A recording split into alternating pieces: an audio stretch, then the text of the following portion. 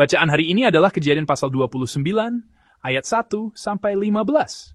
Mari kita baca bersama. Kemudian berangkatlah Yakub dari situ dan pergi ke negeri Bani Timur. Ketika ia memandang sekelilingnya, dilihatnya ada sebuah sumur di padang, dan ada 3 kumpulan kambing domba berbaring di dekatnya. Sebab dari sumur itulah orang memberi minum kumpulan-kumpulan kambing domba itu. Adapun batu penutup sumur itu besar. Dan apabila segala kumpulan kambing domba itu digiring berkumpul ke sana, maka gembala-gembala menggulingkan batu itu dari mulut sumur. Lalu kambing domba itu diberi minum. Kemudian dikembalikanlah batu itu lagi ke mulut sumur itu. Bertanyalah Yakub kepada mereka, "Saudara-saudara, dari manakah kamu ini?" Jawab mereka, "Kami ini dari Haran." Lagi katanya kepada mereka, "Kenalkah kamu Laban, cucu Nahor?" Jawab mereka, "Kami kenal." Selanjutnya katanya kepada mereka, "Selamatkah ia?" Jawab mereka, "Selamat." Tetapi lihat, itu datang anaknya perempuan, Rahel, dengan kambing dombanya. Lalu kata Yakub, "Hari masih siang, belum waktunya untuk mengumpulkan ternak, berilah minum kambing dombamu itu, kemudian pergilah menggembalakannya lagi."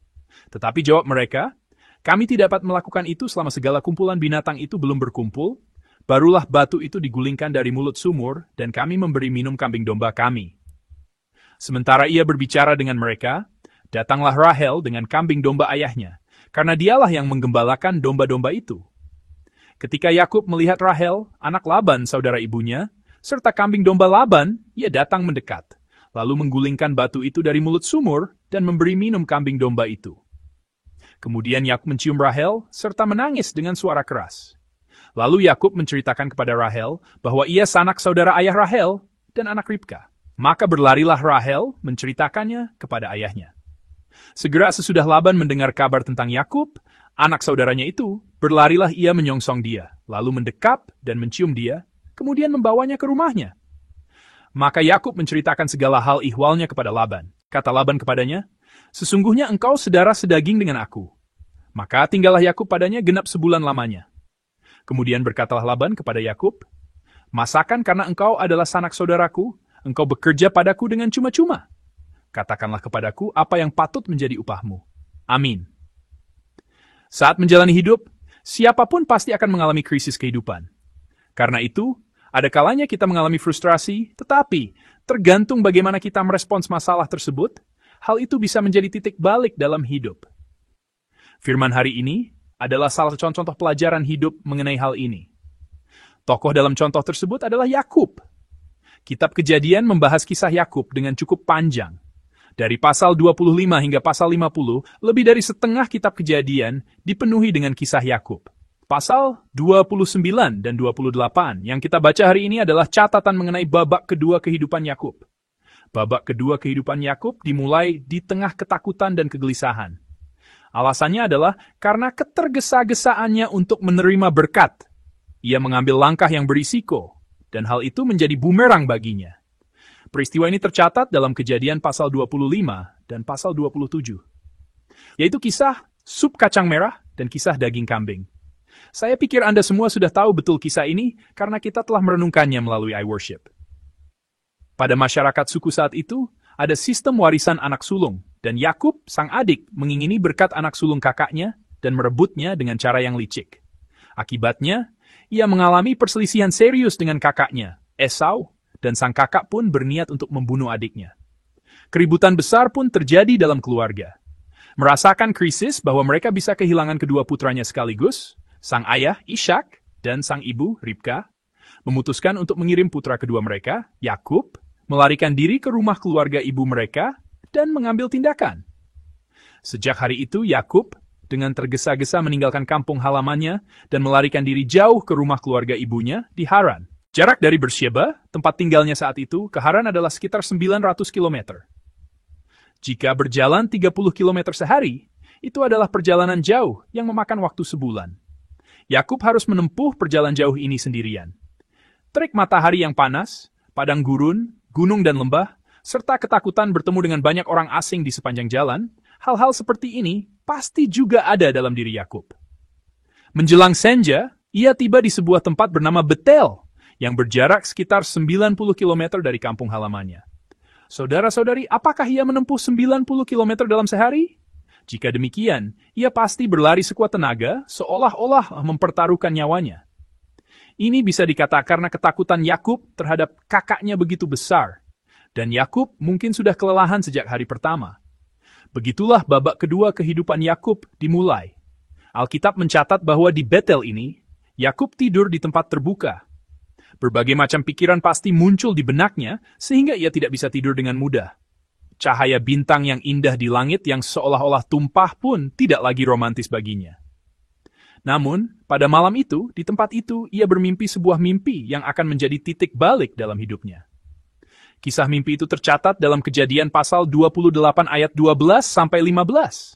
Dalam mimpinya, ia melihat sebuah tangga yang terbentang dari tempat ia berbaring hingga ke langit, dan para malaikat naik turun di atasnya. Dan di puncak tangga itu, Tuhan berdiri dan berfirman kepada Yakub seperti ini. Tanah tempat engkau berbaring ini akan kuberikan kepadamu dan kepada keturunanmu. Keturunanmu akan menjadi seperti debu tanah banyaknya, dan engkau akan mengembang ke sebelah timur, barat, utara, dan selatan. Dan olehmu, serta oleh keturunanmu, semua kaum di muka bumi akan mendapat berkat. Sesungguhnya aku menyertai engkau, dan aku akan melindungi engkau, kemanapun engkau pergi, dan aku akan membawa engkau kembali ke negeri ini. Sebab aku tidak akan meninggalkan engkau, sampai aku telah melakukan apa yang kujanjikan kepadamu. Ia mendengar suara Tuhan ini di dalam mimpinya. Mimpi yang datang seperti sebuah wahyu ini mengubah total persepsi Yakub tentang Tuhan. Lalu ia membuat dua pengakuan penting. Salah satunya adalah, sesungguhnya Tuhan ada di tempat ini, tetapi aku tidak mengetahuinya. Saudara-saudari, ini adalah sebuah pengakuan yang luar biasa. Karena sebagian besar keraguan iman muncul dari sini. Di manakah Tuhan berada? Apakah Tuhan benar-benar mengasihi saya?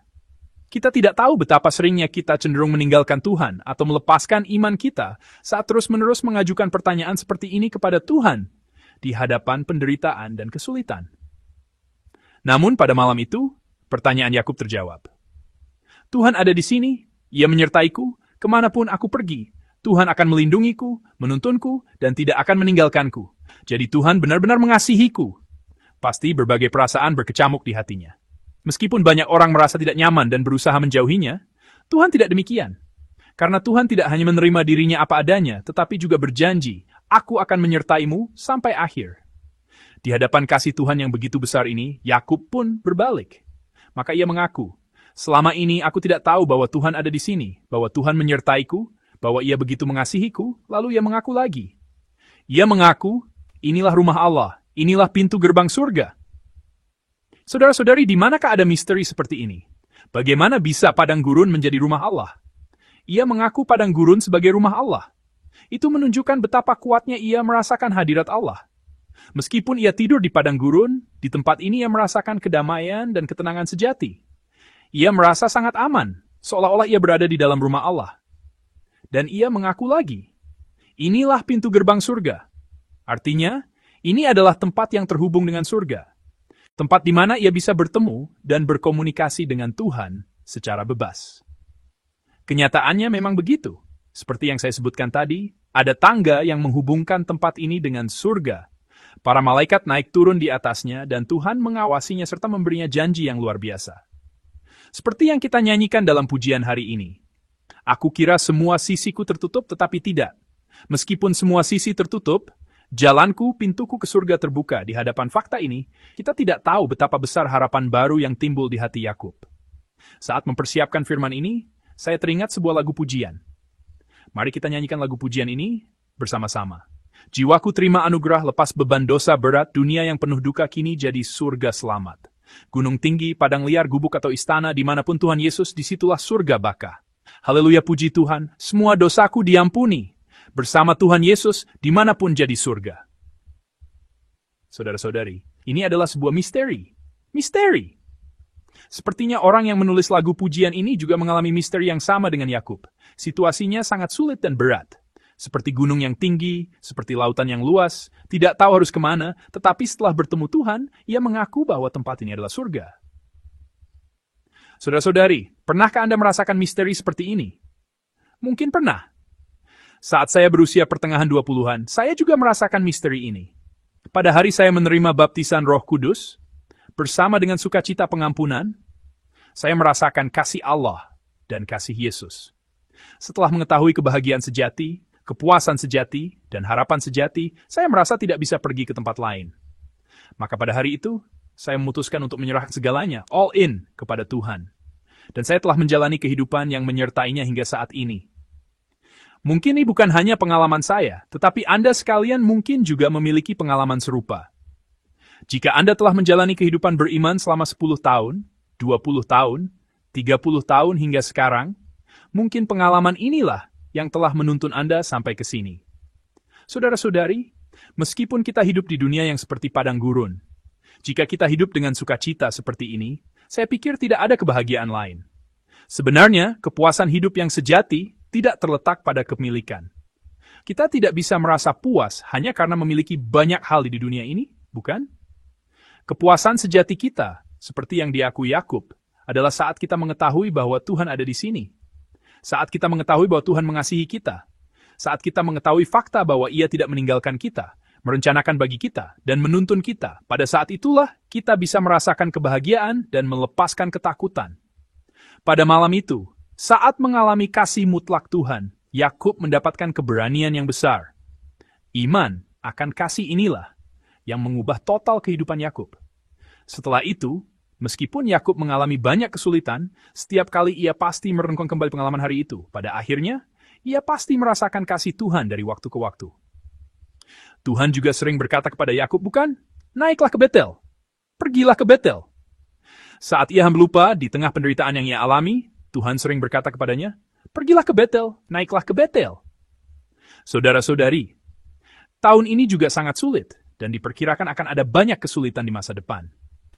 Mungkin ada saat-saat di mana Anda merasa hidup Anda benar terkepung dari segala arah. Banyak saudara-saudari seiman yang terkasih yang menjalankan usaha besar maupun kecil, mungkin mengalami kesulitan lebih dari sebelumnya. Pada saat itu, saya berharap kita mengingat firman ini. Kita mengetahui fakta bahwa Tuhan tetap mengasihi saya, menyertai saya, membukakan pintu surga bagi saya, menyatakan firman janji, dan menuntun saya. Semoga kita dapat menjalani kehidupan yang berharga dengan menaruh harapan kita kepada Tuhan. Bagaimanapun, Yakub memulai babak kedua kehidupannya di tengah ketakutan dan kegelisahan. Tetapi kini, ia telah berubah. Lihatlah bagaimana ia melanjutkan perjalanannya. Saudara-saudari, coba lihat pasal 29 ayat 1. Maka Yakub melanjutkan perjalanannya dan tiba di negeri Bani Timur. Maka Yakub melanjutkan perjalanannya. Haruskah kita menggarisbawahi bagian ini? Dikatakan, maka Yakub melanjutkan perjalanannya dan tiba di negeri Bani Timur. Saudara-saudari, frasa melanjutkan perjalanannya dalam terjemahan kita terdengar sangat biasa. Seolah-olah hanya berjalan kaki biasa. Tetapi makna asli dari kata melanjutkan perjalanannya ini adalah berjalan sambil mengangkat kakinya. Betapa senangnya ia hingga berjalan sambil mengangkat kakinya tinggi-tinggi. Hingga saat itu, kakinya terasa begitu berat, dan ia berjalan kemari dengan dikejar ketakutan. Tetapi setelah mengenal kasih Tuhan pada malam itu, langkah kakinya menjadi begitu ringan. Dikatakan bahwa ia berjalan menempuh sisa perjalanan sejauh 800 km dengan mengangkat kakinya tinggi-tinggi dan tiba di tanah Haran. Saat mengalami kasih mutlak Tuhan pada malam itu, pandangan Yakub terhadap dirinya sendiri berubah. Pandangannya terhadap dunia berubah, dan pandangannya terhadap masa depan pun berubah. Lingkungannya belum ada yang berubah sama sekali. Yang berubah hanya satu, yaitu dirinya sendiri. Keyakinan bahwa Tuhan mengasihinya, inilah yang telah mengubah hidupnya seperti ini. Di atas keyakinan bahwa Tuhan mengasihinya inilah, Yakub memulai babak kedua kehidupannya. Saat Yakub percaya dan mengalami kasih Tuhan ini, ia tiba di Haran dan bertemu dengan keluarga ibunya. Di sana ia tinggal selama 20 tahun. Ia membangun keluarga dan meletakkan dasar sebagai nenek moyang iman di sana. 12 suku Israel berasal dari sana.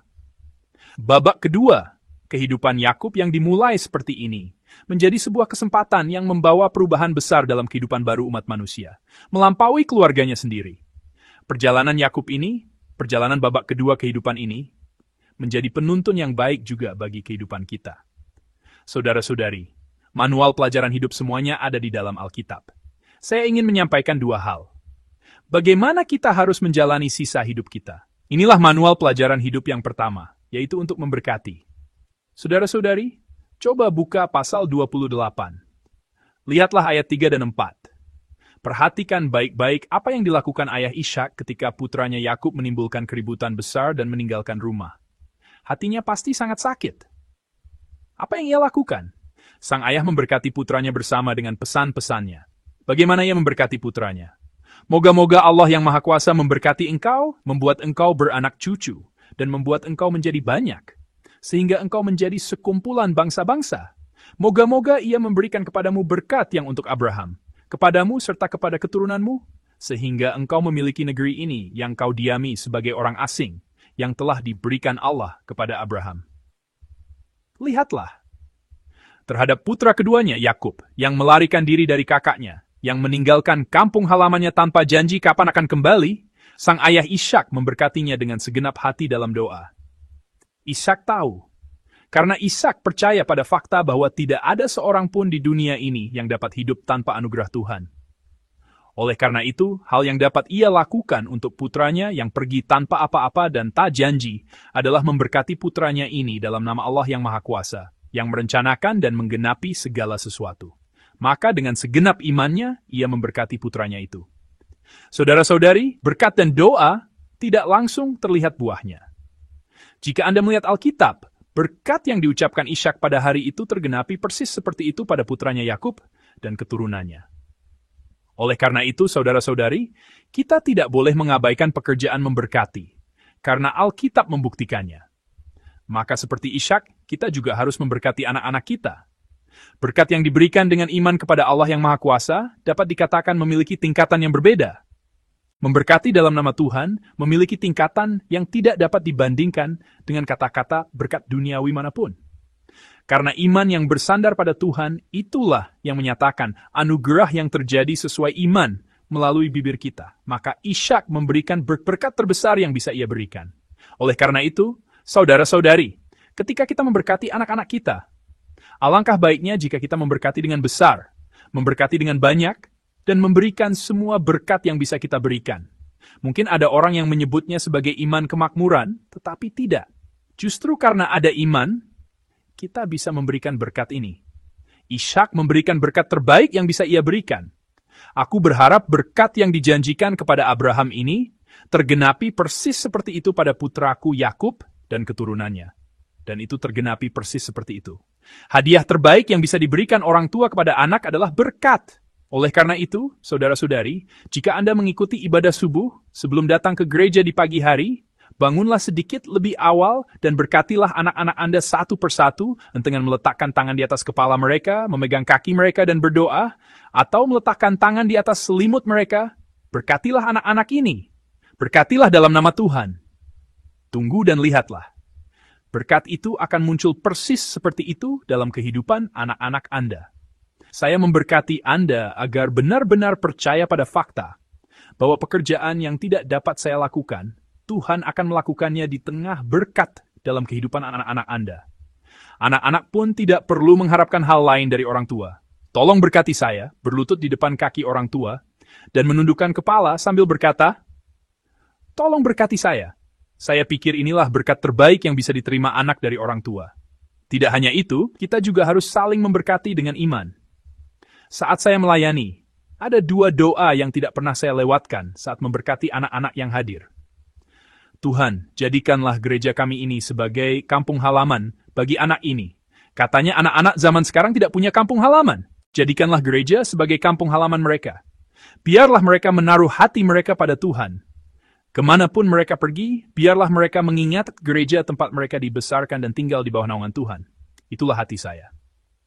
Satu lagi adalah, seperti firman dalam Amsal pasal 3 ayat 4, jadikanlah mereka mendapat kasih dan penghargaan di hadapan Allah dan manusia. Saya tidak pernah lupa doa ini dan selalu memberkati seperti itu. Karena saya percaya bahwa hadiah terbaik yang bisa saya berikan kepada anak-anak adalah doa berkat ini.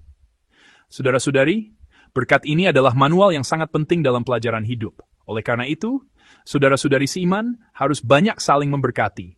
Bukan berkat yang lemah, bukan berkat basa-basi, tetapi berkatilah dia dengan iman kepada Tuhan. Saya memberkati Anda agar dapat benar-benar percaya bahwa apa yang telah saya berkati, ketika waktunya Tuhan tiba, Tuhan akan bekerja dengan lebih melimpah dari apa yang telah saya berkati. Manual yang kedua adalah memiliki iman yang mutlak kepada Tuhan. Seperti yang saya sampaikan tadi, ketika Yakub memulai babak kedua kehidupannya, ada kegelisahan dan ketakutan yang ekstrem di dalam dirinya. Apa yang mengubah total hatinya ini? Itu adalah iman yang mutlak bahwa Tuhan mengasihinya. Iman yang mutlak bahwa Tuhan mengasihi saya, menyertai saya, memiliki rencana yang luar biasa bagi saya, dan menyertai serta menuntun saya sampai rencana ini tergenapi. Iman yang mutlak kepada Tuhan inilah yang membuat kehidupan Yakub berbeda.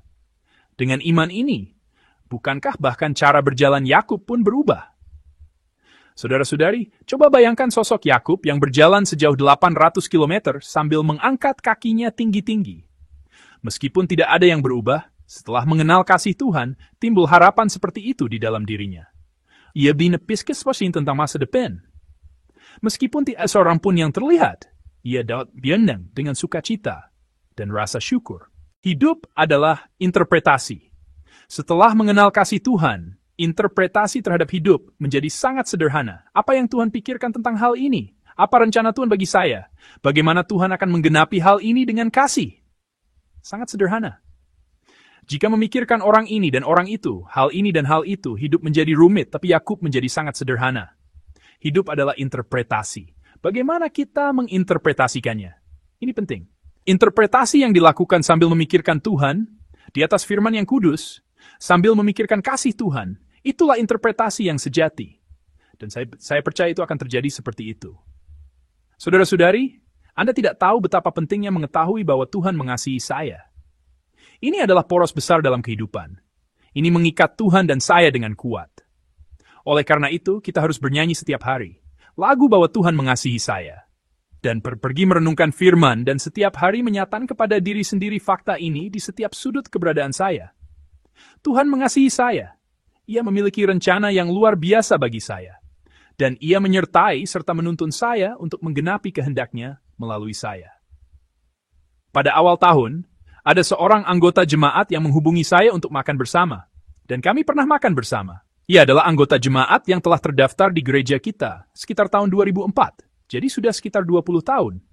Sekarang ia adalah seorang yang menjalankan perusahaan dengan baik. Tetapi pada waktu itu, karena berbagai macam keadaan, ia pindah ke daerah ini dan hidupnya sangat miskin dan sulit.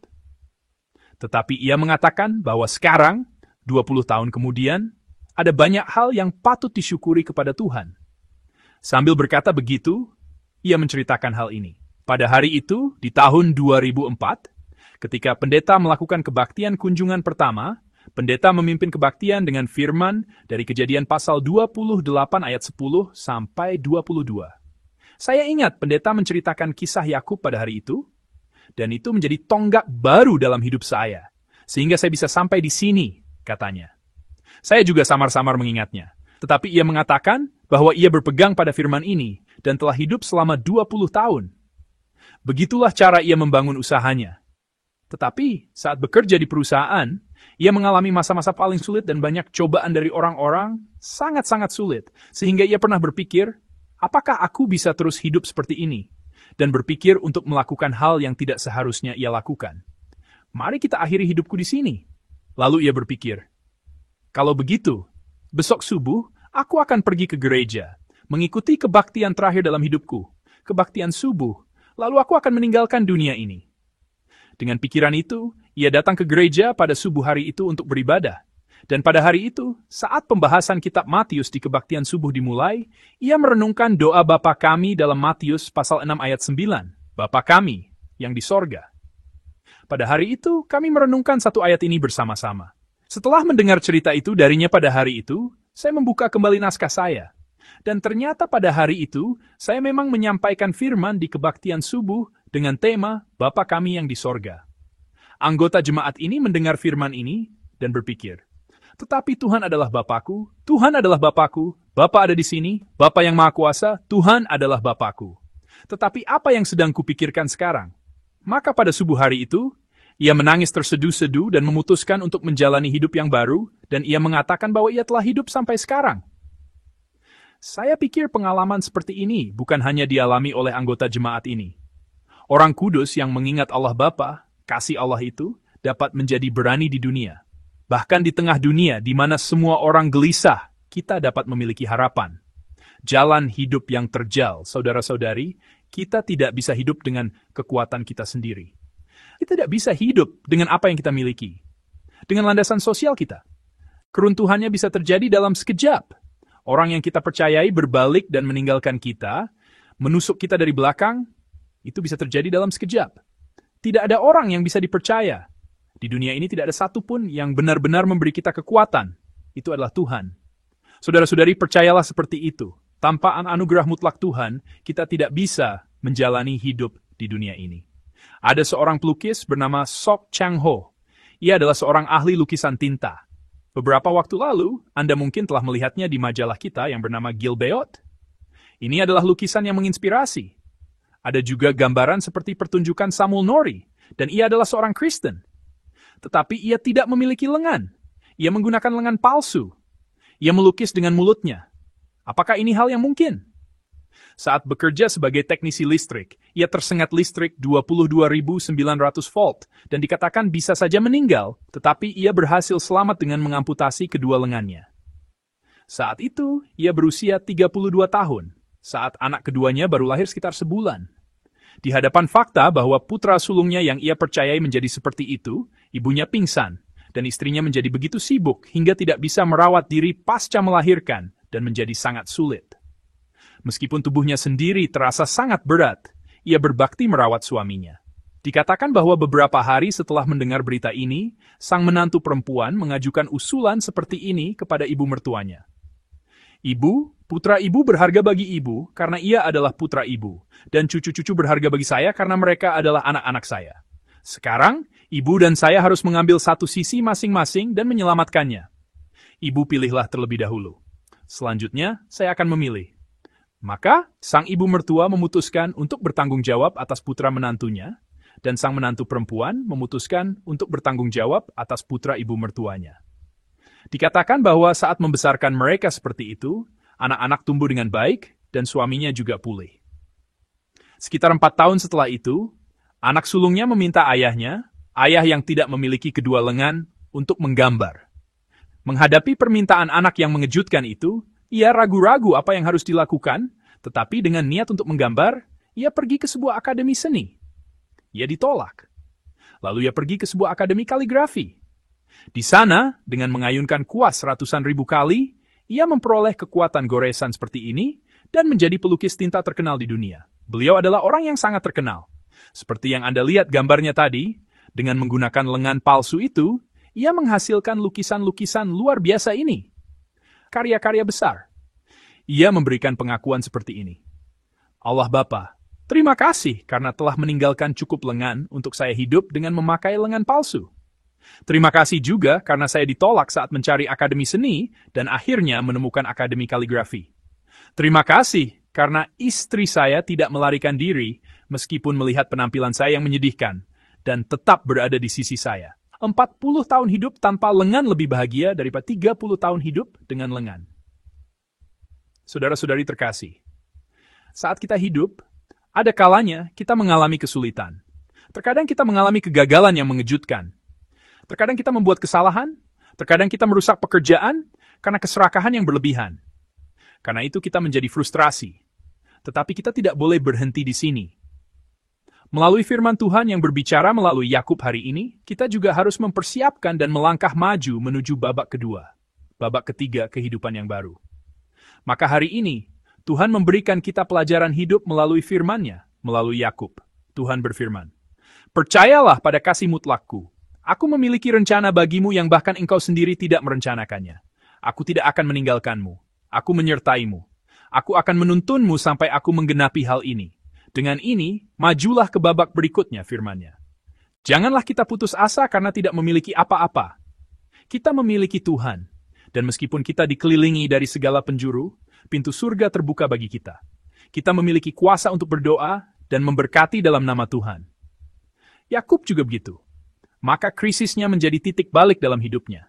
Dan Alkitab mengatakan bahwa ia bukan lagi kepala keluarga biasa, bukan lagi orang tua dalam sebuah keluarga, melainkan menjadi tokoh sejarah yang membuka cakrawala baru bagi dunia. Anda mungkin mengenal Santo Agustinus. Ia mengatakan hal seperti ini, Masa lalumu yang gagal, serahkanlah pada belas kasihan Tuhan. Masa kinimu yang gelisah, serahkanlah pada kasih Tuhan. Dan masa depanmu yang tidak pasti, serahkanlah pada pemeliharaan Tuhan. Saya melihat ia mengatakan hal seperti ini. Saudara-saudari yang terkasih, janganlah kita lupakan manusia. Mari kita percaya pada Tuhan. Jika Anda pernah kecewa, sulit, dan berat karena manusia, terimalah itu sebagai pemeliharaan luar biasa Tuhan yang menuntun kita untuk hanya memandang kepada Tuhan dan tanpa kebencian, tanpa kesedihan, berpegang hanya pada Tuhan dan berjalan bersamanya. Semoga kita dapat menjalani kehidupan yang indah. Saudara-saudari seiman yang terkasih, janganlah kita menyerah. Mari kita bersemangat. 6 bulan yang tersisa dan tahun baru yang akan datang, marilah kita semua menjadi orang yang hidup dalam pengharapan seperti Yakub sambil mengandalkan Tuhan. Saudara-saudari, Anda lelah, bukan? Banyak yang mengatakan sangat lelah. Benar-benar lelah. Terasa di kulit. Apakah karena itu Anda menyalahkan Tuhan? Apakah Anda pernah berpikir untuk mati? Apakah Anda pernah berpikir buruk seperti sekarang aku harus berhenti percaya pada Tuhan? Apakah Anda datang ke gereja tetapi selalu membawa sungut-sungut dan keluhan? Apakah Anda pernah merasa kecewa karena orang itu tidak membantu Anda? Apakah Anda pernah menyalahkan orang tua karena tidak mewarisi apa-apa dari mereka atau dari nenek moyang? Allah yang menciptakan langit dan bumi adalah Bapa kita. Ishak tidak punya apa-apa untuk diberikan kepada anaknya yang telah ia manjakan. Tetapi di hadapan Tuhan, ia memberkati dengan besar. Ia memberikan berkat yang bisa ia berikan. Meskipun tidak terlihat langsung, Tuhan sedang bekerja, telah bekerja, dan menjadikannya sebagai saluran untuk menggenapi sejarah yang luar biasa melalui dia. Kita belum tahu, ini belum berakhir. Mari kita percaya pada Tuhan kita. Saat ini, mari kita benar-benar percaya dan berdoa. Bagaimana jika kita berdoa dengan suara selama sekitar 2 menit? Mari kita berdoa bersama. Allah Bapa kami yang Maha Pemurah, terima kasih. Berikanlah kami iman Yakub. Kami putus asa karena orang-orang yang telah meninggalkan kami, yang telah membelakangi kami. Bapa, Allah Bapakku, kami ingin mengingat bahwa hanya Tuhan yang menyertai kami. Dan sambil merenungkan firman yang kudus, kami ingin melihat Allah yang luar biasa dan penuh belas kasihan ini yang telah Engkau janjikan. Kami memandang karya-karyamu yang luar biasa, bahwa bahkan orang seperti Yakub pun bisa bangkit kembali seperti ini. Dan Engkau menjadikannya, yang satu-satunya alasan hidupnya adalah untuk menyelamatkan dirinya sendiri, sebagai saluran yang mengubah jalannya sejarah. Saat kami kembali menyadari fakta bahwa yang mengelola hidup kami, dunia ini, adalah Tuhan, kami memiliki harapan baru di dalam diri kami. Terima kasih Tuhan karena telah memberikan kami manual kehidupan melalui firman yang berharga ini. Sekarang, janganlah kami lagi menyalahkan dunia maupun manusia, tetapi hanya memandang kepada Tuhan. Dan di dalam Tuhan, dengan iman, biarlah kami menjadi orang yang melakukan pekerjaan yang dapat kami lakukan. Janganlah kami mengeluh karena tidak menerima apa-apa dari orang tua, tetapi karena Allah yang perkasa menyertai kami. Kami ingin memberkati dan menyatakan dalam nama-Mu yang kudus. Limpahkanlah anugerah-Mu, agar kami semua dapat mengalami anugerah Tuhan yang bekerja tanpa henti dalam kehidupan kami turun-temurun. Kami berdoa dalam nama Tuhan kami, Yesus Kristus. Amin.